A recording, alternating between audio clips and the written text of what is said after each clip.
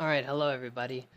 Uh, gonna be doing the Sith Juggernaut, Sith Warrior Immortal spec video. Been waiting about 2-3 weeks to do this video because there's been a lot of updates to this game that have changed a lot of things. And I've had to reshoot this video like 2 or 3 times today because, well, things have just not been going my way, so hopefully we get it this time. Anyways, some of the reasons for a lot of the updates and changes that have been happening to this game has just honestly been a lot of blundering on Bioware and EA's part. From 4.0 until what is now, we're in 4.02a. They had a lot of changes to the companions. The last video I made showcased how overpowered they were, and then there's a lot of backlash from the community about that, and they definitely listened to that response, but then they responded in a really ridiculous manner by completely nerfing companions and making them utterly useless and breaking the game essentially. They decreased the healing abilities by 75%, damage by 45%, and threat by 45% as well. So, your healing companions couldn't do jack. Your DPS, they couldn't do anything in terms of damaging, and they couldn't hold threat when they're in tank stance. And if you're a healer leveling or whatever, like, oh man, just ridiculous. So then, because of that and a few of the other changes and a lot of the bugs that they've had persistent with certain class missions and companion missions and here and there kind of things, a lot of people started leaving game. It wasn't a huge route, but it was definitely significant enough that you could see the population on the servers go down by a gradient. So by a gradient, I mean going from heavy to standard and going from standard to light.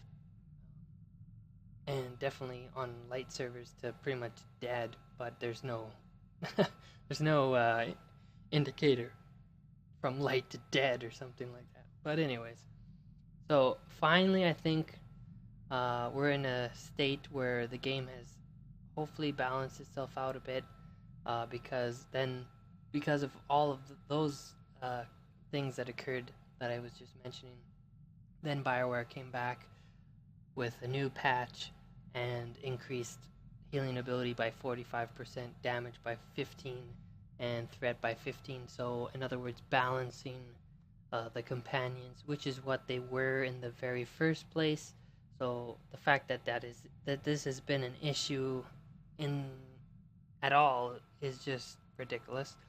However, it is what it is, and definitely there's still quite a few bugs and issues that still remain in this game. But hopefully they're going to be fixed in the next patch, whenever that might be. It could be next week, but I believe ultimately still in solid position to finally make this video and this series of videos that I want to do on the classes, each individual classes.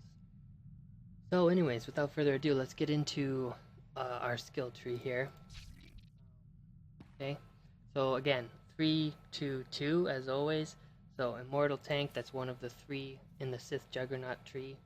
There's 2 trees, Sith Juggernaut, Sith Marauder. So this is the tank tree. So tanking, what is that? That's, especially with this build, I've built it for operations and flashpoints, not PvP, and it's not necessarily PvE geared, so like leveling, but you can certainly use this to do that no problem at all, because leveling in this game is just ridiculously easy, and you won't have any issues there at all. So anyways, carrying on.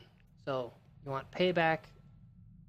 Unleash gives you 10% of your maximum health. That's great because Unleash is a purge. It purges any incapacitating abilities you have. Sweeping Slash, 25% more damage. Excellent, because that's one of your 2 AoEs, area of effect abilities, that this class has, because this class focuses mainly on single target abilities and uh, threat generation versus the Power Tech Bounty Hunter tank, which has a lot more AoE abilities, capabilities, and showcase that in the next video with that's going to be on the Power Tech tank. So anyways, yeah, it's good to get as much damage out of that as you possibly can, because as a tank, your job is to receive a lot of damage, negate a lot of it, and survive, and you know, not to deal a lot of damage. But the Sith Juggernaut in and of itself is a pretty, I guess, you know, a lot of people call it an OP class, but it's different in terms of, yes, it's single target, but not only does it have a great damage threshold and survivability, but it also does deal out a lot of significant damage, respectable amount of damage. Okay, the other one you want is Warmonger. Being attacked reduces the cooldown of Force Charge, which is really important. It allows you some mobility and maneuvering throughout the battle, which is really important because there's not a lot of movement boosting or speed boosting abilities that this class has. Moving on, Sonic Wall grants some buffs to your allies, always important, especially in a raid situation. You would definitely want to have buffs, anything that helps. Seething Hatred, it's great because it eliminates the cooldown of 3 of your most important starting abilities, Force Charge and Rage and Saber Throw. So once you exit, you finish a fight, that way you're instantly ready for the next one, rather than having to wait for cooldowns. Intimidating Presence, so Force Charge, it finishes the cooldown on Disruption, which is great because when you charge into a fight, you might need to interrupt, which is what Disruption is, it's an interrupt. You might need to interrupt the boss or interrupt that character that you've aggroed, because they might throw down an ability. And it also generates a high amount of a threat, which is what you as a tank, that's your job. You need to hold all the aggro, hold all the threat. Even if a DPS is, you know, burning hard and doesn't know how to throttle their damage, and they start, you know, taking threat away from you, that's your job as the tank, is to, especially as a Sith Juggernaut, you're going to be mainly focused on the main boss. You'll be on the main boss, holding all of his threat, making sure that he doesn't attack anybody else except you in your group.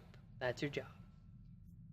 Alright, and then the next one is Through Passion, and it reduces the cooldown of Enraged Defense by 30 seconds, which is awesome because Enraged Defense is a lifesaver, and you'll see how so in due time. Okay, so let's go through the action bar here, and as always, it's set up in progression of rotation, or in rotation form. So start with Force Charge. It closes the distance. You jump to a target and you deal a certain amount of damage, and the most important thing is it builds 3 rage. So this class operates off of rage, which you'll want to have full, because you gain it by doing certain abilities, but mainly by also being attacked as well. You're building rage, and that is the fuel that you use in order to use your abilities and activate your abilities. And yeah, so it's really important to have that always at a very high level. Okay, and before doing a Force Charge, you can also do a Saber Throw, which does, again, like a pretty good amount of damage and builds 3 rage. So definitely recommend that. Okay, then you can follow the Force Charge up with an Enrage. Generates 6 rage immediately. It's a great starting buff when you're going into a fight cold. By cold, I mean no rage generated at all. Like you're starting your first segment of fighting or whatnot, which I'll be doing on this practice dummy here once I go to show you the rotation in action. Okay, after Enrage, you want to follow it up with Crushing Blow. It's one of your strongest abilities that you have in terms of damage output and giving you some buffs as well. Then you want to follow that up with Retaliation. It'll be free for you in an Immortal spec when you're in Soresu form. Soresu form is definitely the form that you need to be in as a tank. It increases your armor rating by a significant amount, damage reduction, shield chance, threat generation, and accuracy. It is what you need to have it in. And then yes, retaliation. You don't need to actually parry an attack in order to use it, as you would need to if you were in a different stance, or definitely a different subset, a different class of the Sith Juggernaut and Sith Marauder. Further on, you want to go with a backhand after that.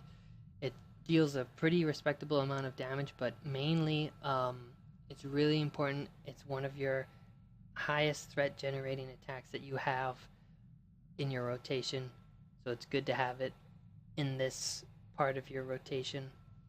And also on weaker enemies, it's going to stun them for about 4 seconds, which is good. Then follow up with Smash if there's multiple enemies around you.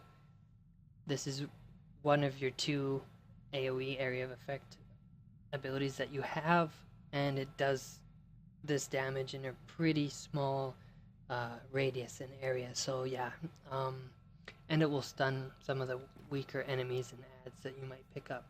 Then you want to go with a Saber Reflect. It reflects a lot of the damage that you have coming into you, which is excellent, really important for survivability, and also for damaging, especially bosses, because you know they're going to be dishing out a lot of heavy damage, and if you're able to negate some of that back to them, it really hits them.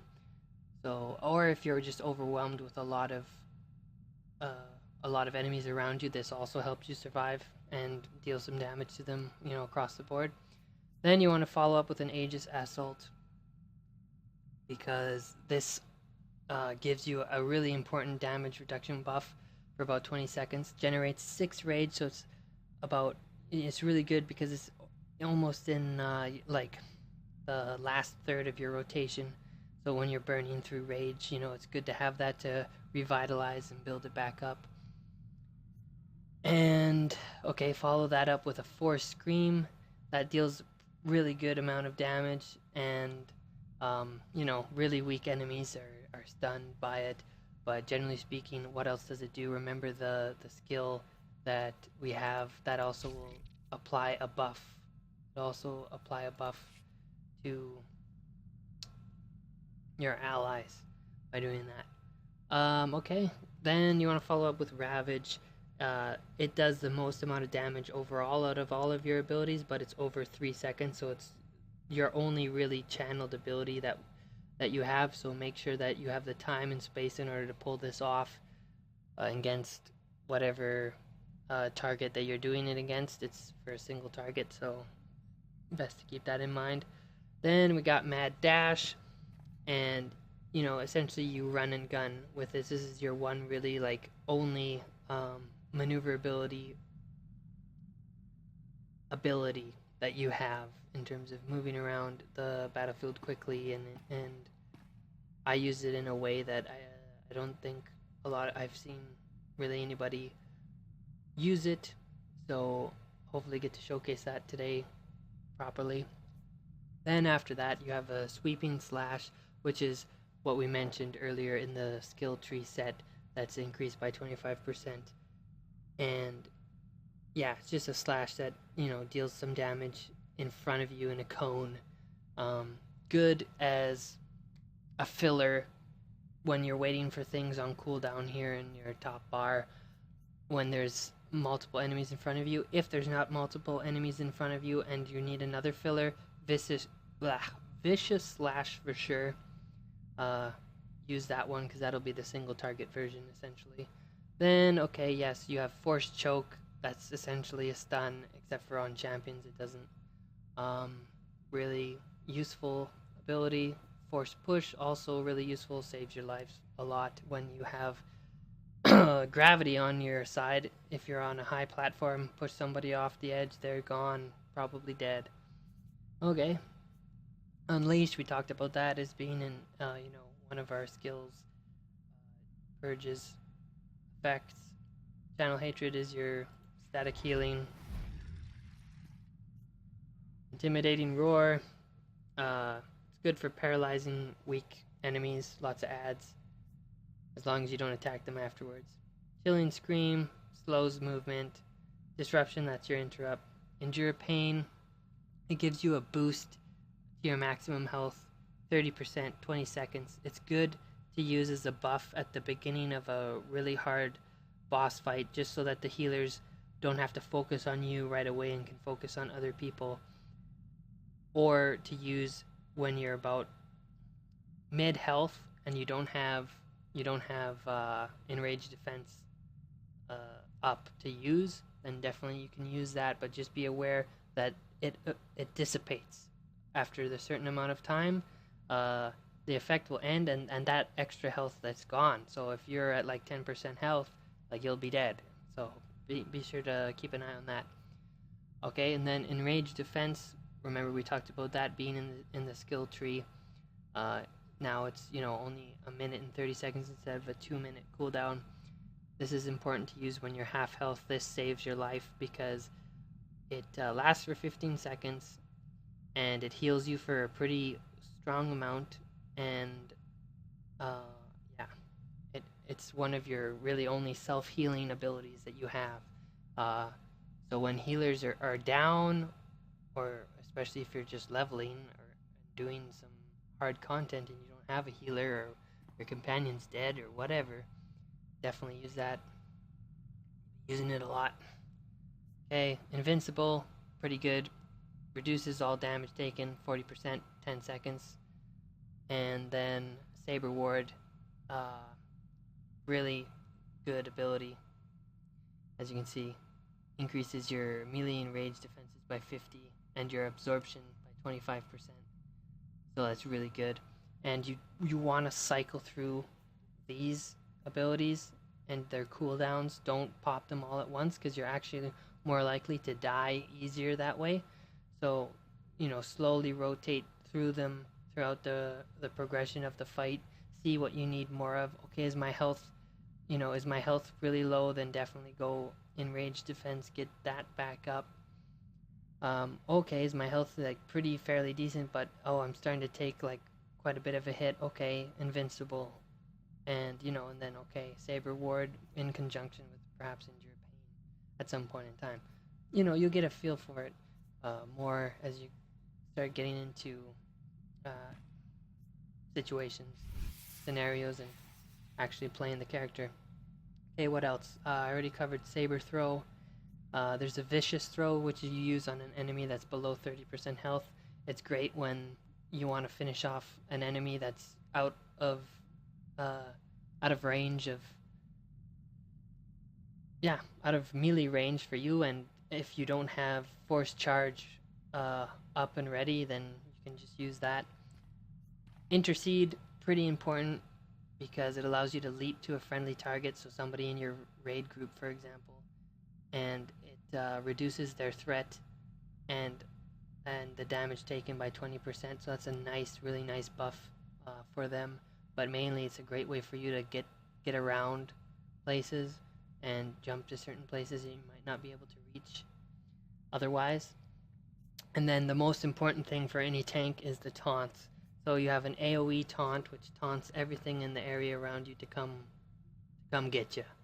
And you definitely want to scream that out to your group when you're in an operation, because the off tank and other members need to be prepared that you're probably going to be taking a lot of damage because you just AoE taunted.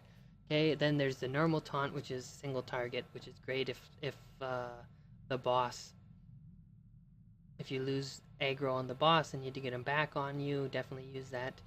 Or in certain mechanics, in certain fights, it's required that the off tank and the main tank taunt off of each other. So, and what's main tank versus off tank? Okay, so main tank, this class is really good for main tanking, taking the boss, focusing on the boss, and then the off tank is busy holding all the attention and dealing with all of the ads or the extra characters and enemies that are trying to take out the group from behind or during the fight. And that's actually sometimes on a technical level like the harder of the two jobs.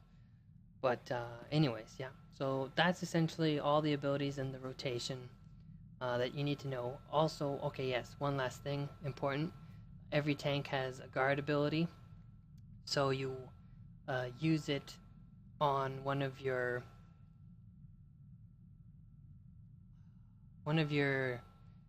teammates, essentially, for lack of a better word right now. When you're in an operation, a flashpoint, whatever, use it on the person who's going to be doing the most amount of DPS, because it's going to limit the amount of threat that they can generate, and it also allows them to take about 5% less damage. However, you're going to be taking about 50% of the incoming damage from them. However, and I know that sounds like a lot, but however, if you're doing your job correctly and if they're doing their job correctly,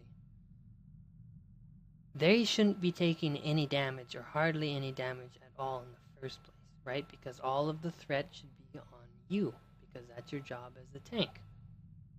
So you can see where, that really helps you out in terms of, okay, this guy's going to be doing the most amount of damage. He's not going to probably be able to be throttling as much, because we need him to be just going full out and killing stuff. So, decrease the threat that he can generate by 25%. Also, lessen the amount of damage that he's going to take, which also lessens the amount that you will take. You see how that works? So, yeah. Alright, so enough talking, enough of the spiel. Let's go show you the rotation and practice it here. Quick note, since this dummy is not going to be attacking me back, I'm not going to be generating rage at the normal rate that I would in a real life scenario against real enemies. So this is just to show you the flow of the rotation. Probably get 1 or 2 rotations max before, unrealistically running out of rage. And then we're going to go straight into a real world situation. Okay. So, single target. We'll throw our lightsaber first. Follow up with a jump. And rage.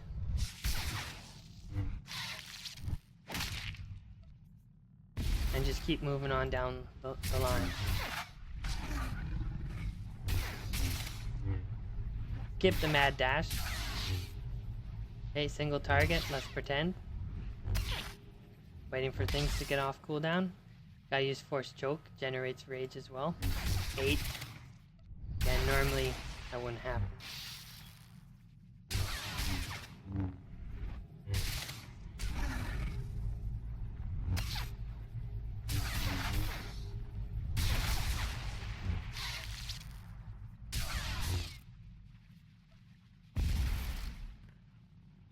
Alright, so let's try that again.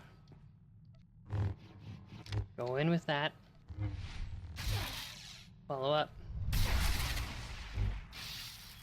Those are on cooldown. Go to 8, 9.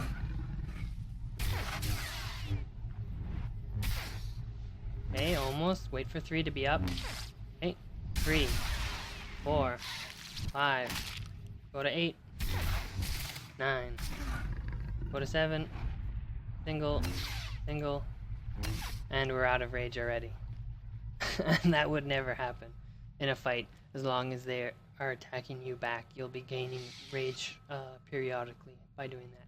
So, well, yeah, let's go and practice this now out in the in the real virtual world, if you will.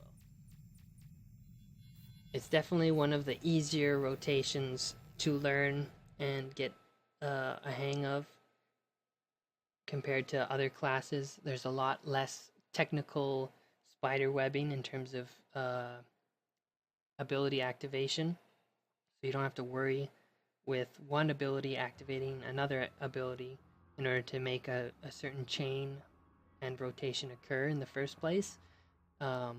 Whereas, certain classes such as the Power Tech Tank do, and you'll see that in the next video, certainly.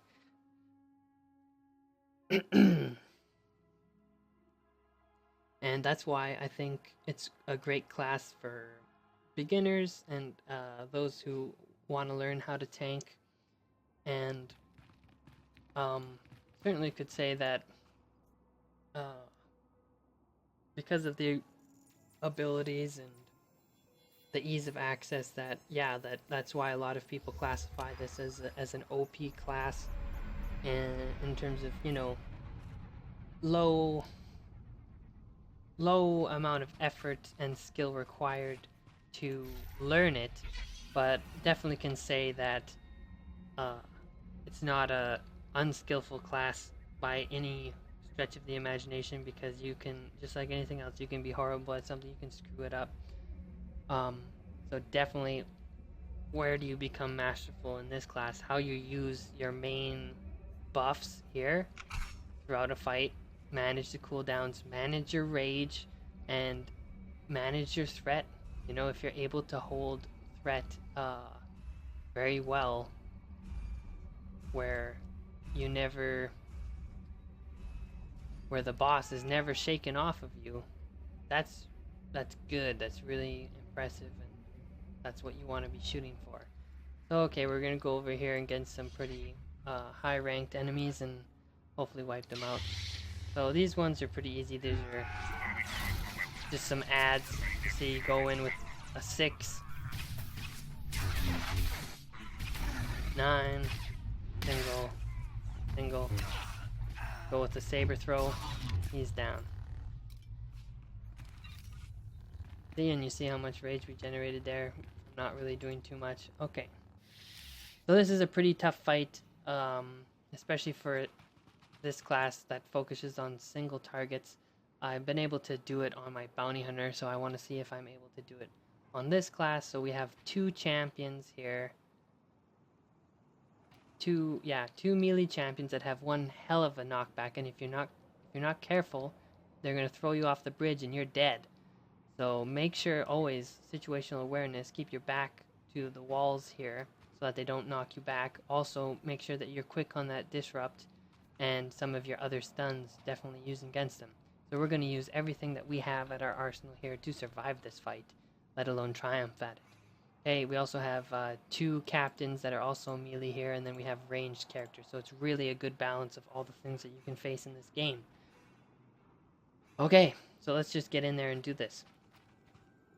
We're definitely going to want to buff with Endure Pain, but that's once we get into the fight. So where do we want to jump to first? Definitely the captain, because as a single target tank, you want to focus on some of the tougher enemies first to get them at a lower health, which is totally opposite from other classes where you want to focus on the weakest ones first and get them out of the way quickly, so then you can deal with the toughest one after that.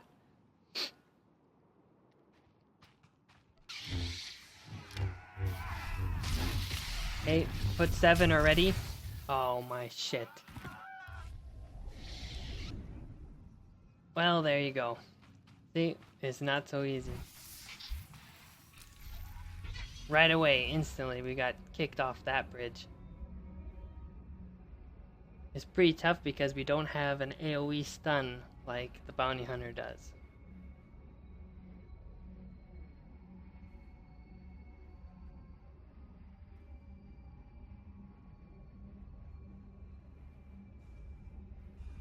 So this should be good in terms of showing the contrast between the bounty hunter and the Sith Juggernaut.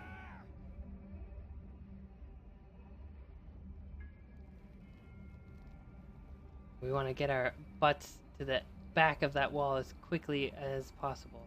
So we're going to use Mad Dash already.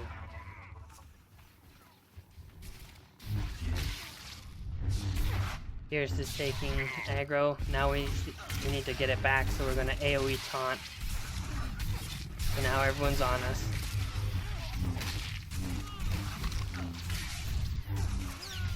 Three, 4, 5. Oh man, that was close. Force choke.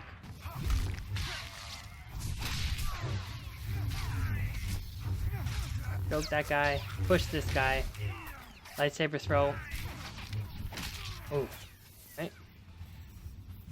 Smash. 4. 8. 9, 4, 3, 0. Interrupt. 4, 6, 5. Stun him. 8 on this guy. Switch targets.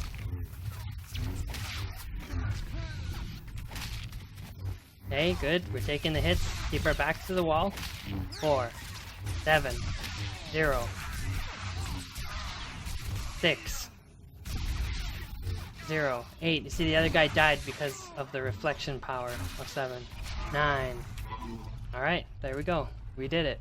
I'm actually impressed with myself a little bit.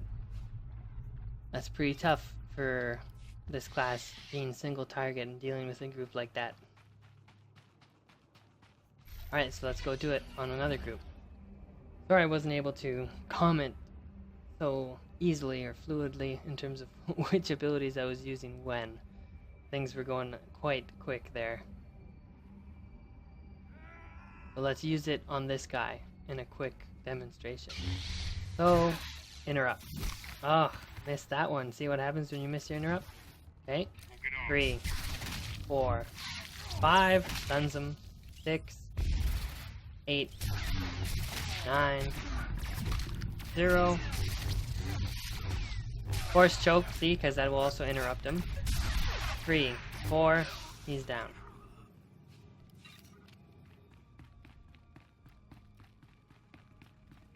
Going in here. Force jump.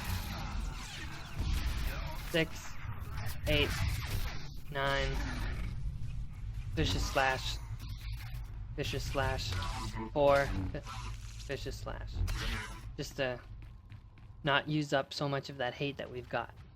Or that rage that we've got. Alright, this one, the captains are ranged ones. So we're going to be taking a lot of different type of damage. So let's get in on this one.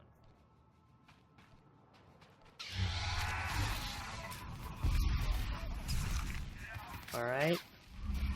Survived that one.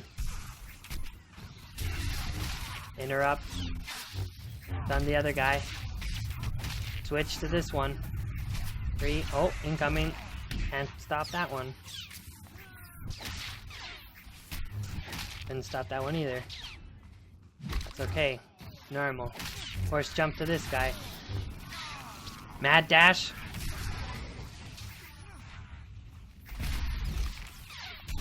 Interrupt. Oh man. Well, at least they both hit me at the same time. Alright. Saber ward, and then endure pain.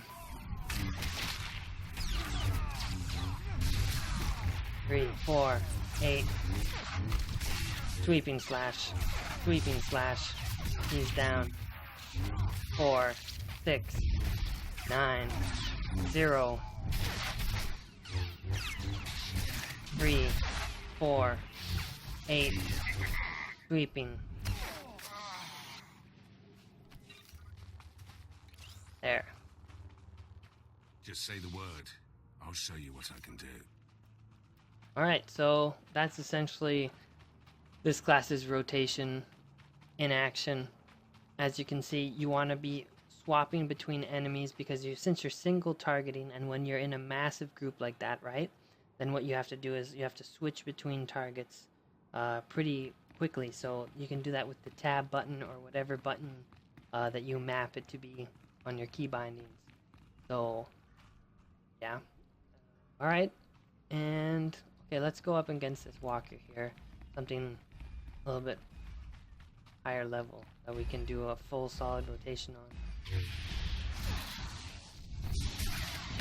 4, 5, 6, 7, 8, 9, 0, and then I'll show you what I do with this mad dash.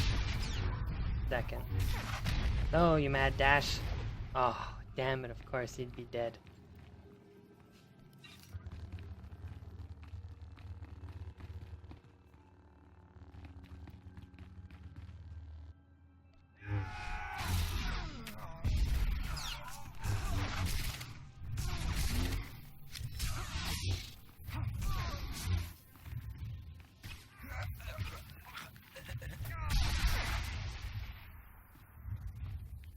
Alright, so I'm gonna fight this one last guy over here.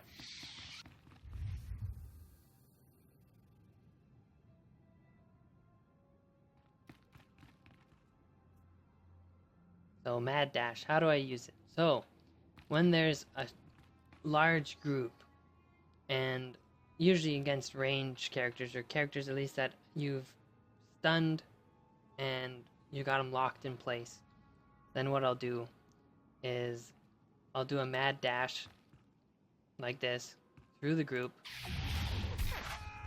and then I'll force jump back to them.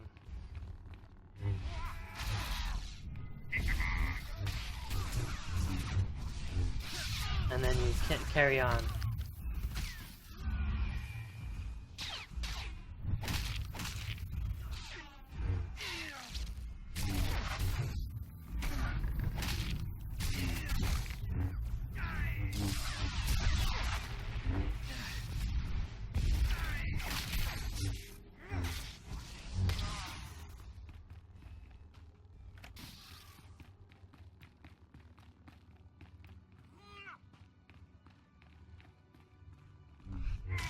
So, properly showcase this.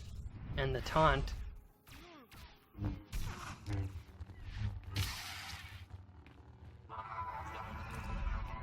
They'll all stand put. Then go back. Smash. Like that. And you can do that pretty quick. Within like milliseconds, and it deals a lot of damage. Alright.